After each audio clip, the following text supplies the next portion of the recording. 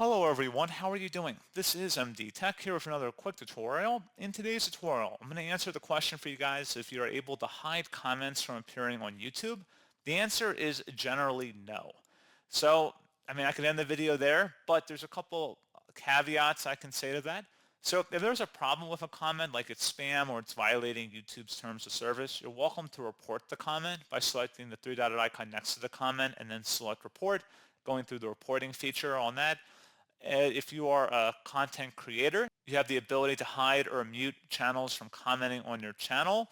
You can basically block them or shadow ban them, I would say, because I think they can still think that they're commenting, but if they were to sign out and then just go to the video, they would see their comment isn't there. Now, in some cases, people do post comments and they end up in certain spam filters, which is not the channel creator's fault for that. And it can really be a variety of comments. It doesn't have to necessarily be obvious. It could be a little more subtle. If you're making a lot of comments in a short period of time, that could potentially trigger the spam filter as well.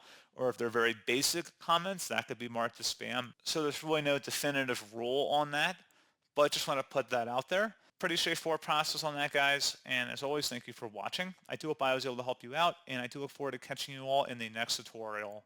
Goodbye.